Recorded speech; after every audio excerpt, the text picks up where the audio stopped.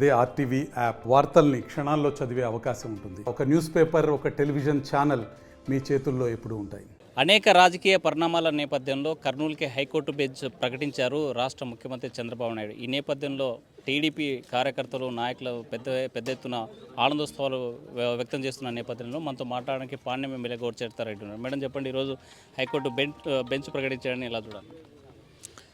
కూటమి ప్రభుత్వం అధికారంలోకి వచ్చిన తర్వాత అభివృద్ధిపై ఎలా పరుగులు తీస్తుందో దీన్ని బట్టి మనకు అర్థమవుతా ఉంది.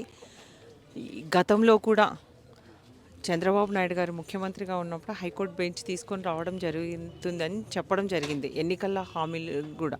అలాగే యువగలం పాదయాత్రలో కూడా లోకేష్ బాబు గారు ఖచ్చితంగా కూటమి ప్రభుత్వం అధికారంలోకి వస్తుంది, హైకోర్టు బెంచ్ కర్నూలుకి ఇస్తామని చెప్పడం జరిగింది. చెప్పిన మాట మేరకు కేబినెట్ ఆమోదం పొందింది. అలాగే అసెంబ్లీలో తీర్మానం చేయడం జరిగింది. ఈరోజు మనకి హైకోర్టు బెంచ్ కోసం 15 మంది న్యాయమూర్తులు ఉండడానికి అనుగుణంగా ఉండే భవనాలు అయితేనేమి, నివాసాలు అయితేనేమి, ఎక్కడ హైకోర్టు పెట్టడానికి అనుకూలంగా ఉందో పరిశీలన చేసి పంపవలసిందిగా హైకోర్టు రిజిస్టర్ గారు కలెక్టర్ గారికి పంపడం జరిగింది. కలెక్టర్ గారు కూడా వెంటనే స్పందించి 24 గంటల్లోగా ప్లేస్లు చూసి ఐడెంటిఫై చేసి పంపడం జరిగింది. దీనివల్ల మనకి అతి త్వరలోనే కర్నూలుకి హైకోర్టు బెంచ్ రాబోతుంది. అంటే ఈ ప్రభుత్వం అధికారంలోకి వచ్చిన వెంటనే ఎలాగా అభివృద్ధిపై ఇచ్చిన మాట మేరకు, ఎన్నికల్లో హామీ ఇచ్చిన మేరకు ఎలా పరుగులు ముందడుగు వేస్తుందో దీన్ని బట్టి అర్థమవుతా ఉంది. గత పాలకులను చూసాము, 3 రాజధానులు అంటూ హైకోర్టు కర్నూలుని న్యాయ రాజధాని చేస్తాము, అలాగే వైజాగ్ను పరిపాలనా రాజధానిగా చేస్తాము, అమరావతిని శాసన రాజధానిగా చేస్తామని మాటలు చెప్పడం వరకే కానీ, అంటే గత ప్రభుత్వము అభివృద్ధి కేంద్రీకరణ జరగడం వల్ల రాష్ట్రాల విభజన జరిగింది, ప్రాంతాల మధ్య విభేదాలు తలెత్తాయి. కాబట్టి అభివృద్ధి వికేంద్రీకరణ జరగాలి, అందుకోసమే రాయలసీమలో, అది ముఖ్యంగా కర్నూలులో హైకోర్టు ఉండాలి, న్యాయ రాజధాని ప్రకటించారనేది వైసీపీ చెప్పే వాదన. మీరేమంటారు?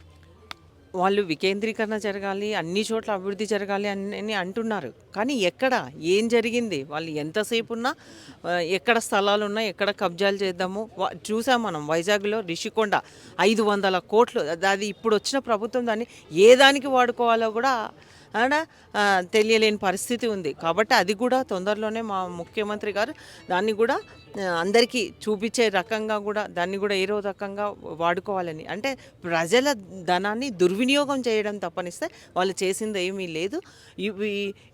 ఈరోజు ఈ ప్రభుత్వం వచ్చిన తర్వాతనే మీరు చూడండి, ఓర్వకల్కు వచ్చిన 7 నెలల్లోనే డ్రోన్ హబ్ తీసుకొని రావడం జరిగింది, 300 ఎకరాలు కూడా కేటాయించడం జరిగింది. అలాగే సెమీ కండక్టర్ అది రావడం జరిగింది. దాంతోపాటు ఎలక్ట్రికల్ వెహికల్స్ కూడా ఇప్పుడు మనకి తీసుకొని రావడం జరుగుతూ ఉంది. అంతేకాకుండా మనకి ఎమ్గెన్నూరులో కూడా టెక్స్టైల్స్ పార్కు చేస్తామని చెప్పడం జరిగింది. నందికొట్కూరులో తంగెడంచ ఫామ్ ఉంది, అది కొన్ని ఇయర్స్ నుంచి నిరుపయోగంగా ఉంది, దాన్ని కూడా సీడ్ ఫామ్ ఏర్పాటు చేస్తాం అక్కడ అని కూడా చెప్తా ఉన్నారు. కాబట్టి ప్రతి ఒక్కటి అడుగులు ముందుకేస్తూ ఉంది ఈ ప్రభుత్వం వచ్చిన తర్వాతనే. గతంలో హామీలన్నీ గతంలో 2014లోనే చంద్రబాబు నాయుడు మొదటిసారిగా జెండా ఎగిరేసి కర్నూలులో ప్రకటించినవే, కానీ ఎక్కడ కూడా అడుగులు ముందుకు పడలేదు, కనీసం అభివృద్ధి జరగలేదనేది ప్రతిపక్ష పార్టీ విమర్శిస్తుంది. ఇప్పుడు ఖచ్చితంగా అసెంబ్లీలోనే తీర్మానం చేయడం జరిగింది. ఖచ్చితంగా ఇవన్నీ రాబోతూ ఉన్నాయి. ఇప్పుడు మీకు అందరికీ తెలుసు ఏవేవి వస్తూ ఉన్నాయి అనేది కూడా ఇప్పుడే మేము చెప్పడం జరిగింది. కాబట్టి ప్రతి ఒక్కటి ఏవైతే ఎన్నికల్లో హామీలు ఇచ్చామో దాని వైపు అడుగులు వేస్తూ ఉంది. ఈరోజు కర్నూలుకి హైకోర్టు తీసుకొస్తున్నాం, బెంచ్ ఇస్తున్నామని మరి గతంలో కూడా చెప్పారు. మరి ఎక్కడ చేశారు వాళ్ళు 5 ఏళ్ళు? ఇప్పుడు ఈ కూటమి ప్రభుత్వం అధికారంలోకి వచ్చిన తర్వాతనే దీనిపై అడుగులు ముందుకు పడతా ఉన్నాయి. అంటే మరోవైపు చెప్తున్నారు వైసీపీ నాయకులు, చంద్రబాబు నాయుడు అంటేనే మోసం, అబద్ధాలు హామీలు ఇచ్చారు, ఈరోజు సూపర్ 6లు అమలు చేయలేని పరిస్థితి వచ్చిందని చెప్తా ఉన్నారు. మరి వైసీపీ నాయకులు పెద్ద ఎత్తున విమర్శిస్తున్నారు, మీరేమంటారు? వాళ్లకు చేయడం చేత కాదు, మళ్ళీ విమర్శలు ఒకటి ముందు ఒక్కటి అడుగుతూ ఉన్నాము, సూపర్ 6 పథకాలను ఖచ్చితంగా అమలు చేస్తాము. ఏదైతే ఎన్నికల్లో హామీ ఇచ్చామో దాని ప్రకారం మెగా డిఎస్సి అది 16,387 పోస్టులకు గాను మేము ఆల్రెడీ అదే నోటిఫికేషన్ ఇవ్వడం జరిగింది. దాంతోపాటు అన్నా క్యాంటీన్ ఏదైతే చెప్పామో అది కూడా అన్నా క్యాంటీన్ కూడా రాష్ట్ర వ్యాప్తంగా అమలు అవుతూ ఉంది. దాంతోపాటు పెన్షన్స్ ఏవైతే హామీ ఇచ్చామో పెన్షన్ కూడా పెంచడం జరిగింది.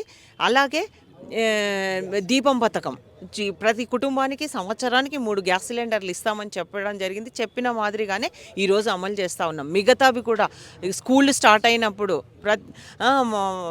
తల్లికి వందనం కార్యక్రమాన్ని కూడా మేము అమలు చేయబోతా ఉన్నాం. కాబట్టి చేసి చూపిస్తాం. మీలాగా కాదు, ఎంతసేపు ఉన్నా వాళ్ళు ఎక్కడ స్థలాలు ఉన్నాయా, ఎక్కడ కబ్జాలు చేద్దామా అనేది వాళ్ళకున్న కాన్సన్ట్రేషన్. కానీ వాళ్ళు చెప్పాను కదా నిన్నే, 3 సంవత్సరాలకు కావాల్సిన 30 ఏండ్లు వాళ్ళు వచ్చి వెనక్కిపోయింది. వాళ్ళు చేసింది అయ్యే ఏదంటే 30 సంవత్సరాలకు సరిపడా వనరులు సమకూర్చుకొని వాళ్ళు బాగుపడినారు. రాష్ట్రాన్ని ఇక్కడున్న నియోజకవర్గాన్ని అంతా బస్టు పట్టేయడం జరిగింది. కాబట్టి మేము ఓర్వకల్ను మా పాణ్యం నియోజకవర్గంలో ఓర్వకల్లను ఇండస్ట్రియల్ హబ్గా చేసి ఎన్నో పరిశ్రమలు తీసుకొని వచ్చి చదువుకున్న యువకులకు ఉద్యోగ ఉపాధి అవకాశాలు కల్పిస్తామని కూడా ఈ సందర్భంగా తెలియజేస్తాం. అంటే కాగ్ నివేదిక చెప్పింది, నీతి ఆయోగ్ కూడా చెప్పింది, అప్పుల పాలైపోయింది, ఇక్కడ సంక్షేమ పథకాలు అమలు చేసే పరిస్థితి లేదు, ప్రజలు అర్థం చేసుకోవాలని స్వయంగా చంద్రబాబే చెప్తున్నారు. అంటే పథకాలు చేయలేనని డైరెక్ట్ చెప్పేటువంటి పరిస్థితి, ప్రజలు అర్థం చేసుకోవాలంటున్నారు.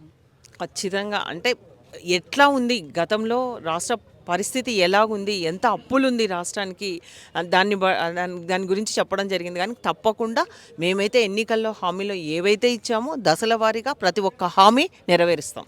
దానికి చంద్రబాబు నాయుడు గారికి సంపద సృష్టించడం, దాన్ని పంచడం తెలుసు. కాబట్టి ఖచ్చితంగా ఆ దిశగానే ముందుకెళ్తుంది. వైసీపీ చెప్తుంది జగన్ అంటే మాటిస్తే నిలబెట్టుకుంటాడు, చంద్రబాబు అంటే మాటిస్తే తప్పుతాడట. మీరేమంటారు? ఏం మాట ఇచ్చాడయ్యా, ఏది తీసి పెట్టాడు చెప్పండి? సంపూర్ణ మద్యపాన నిషేధం చేస్తానని మాట ఇచ్చాడు, మళ్ళీ చేశాడా?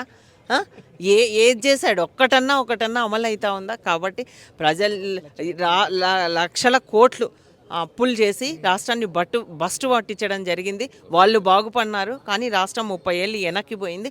ఇప్పుడు అలా కాదు, తప్పకుండా చంద్రబాబు నాయుడు గారు ఏదైతే మాట ఇస్తారో దాన్ని నెరవేర్చి తీరుస్తారు. సూటిగా చెప్పండి, వైసీపీని అంటే చంద్రబాబును విమర్శించే వారికి సూటిగా మీరు ఏం చెప్పదలుచుకున్నారు? చంద్రబాబు నాయుడు గారు అంటేనే ఒక విజన్ ఉన్న వ్యక్తి, ఒక విజనరీ లీడరు. అహర్నిశలు రాష్ట్ర భవిష్యత్తు కోసము, పిల్లల భవిష్యత్తు కోసమే ఆయన అహర్నిశలు కష్టపడడం జరుగుతుంది. అహర్నిశలు ఆలోచించే మనిషి. ముఖ్యంగా చంద్రబాబు నాయుడు ముఖ్యమంత్రిగా ఉంటేనే ఈ రాష్ట్రం బాగుపడుతుంది అన్న ఆలోచనతోనే ఈరోజు కనీ విని ఎరగని రీతిలో 164 సీట్లు కూటమి ప్రభుత్వానికి కట్టబెట్టడం జరిగింది. ఎందుకంటే చంద్రబాబు నాయుడు గారి పైన ఉన్న నమ్మకము, ఆయన పైన ఉన్న విశ్వాసం, ఆయన ఎటువంటి అడ్మినిస్ట్రేటరో దీన్ని బట్టి అర్థమయ్యే రాష్ట్ర ప్రజలు ఈరోజు కూటమి ప్రభుత్వానికి ఇంత పెద్ద ఎత్తున ఎన్నికల్లో గెలిపించడం జరిగింది. కాబట్టి చంద్రబాబు నాయుడు గారు అంటేనే ఒక నమ్మకం.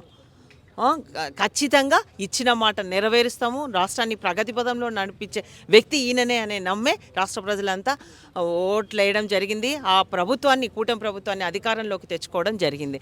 వాళ్ళను కేవలం 11 సీట్లకే, ఇంకా ఈసారి అది కూడా రావని కూడా చెప్తున్నా. చంద్రబాబుకు విజన్ ఉంది, కంపల్సరీగా ఈ రాష్ట్రాన్ని అభివృద్ధి చేస్తారు. విమర్శించేటువంటి వైసీపీ నాయకులు ఒకటే చెప్పుకోవాలి, మాట ఇచ్చాడు, చంద్రబాబు నిలబెట్టుకుంటాడు, సంక్షేమ పథకాలు అమలు చేస్తారని ఎమ్మెల్యే గౌడ్ చరిత్ర చెప్పేటువంటి పరిస్థితి. వీడియో జర్నలిస్ట్ చంద్రశేఖర్తో హుస్సేన్ ఆర్టీవీ, కర్నూలు.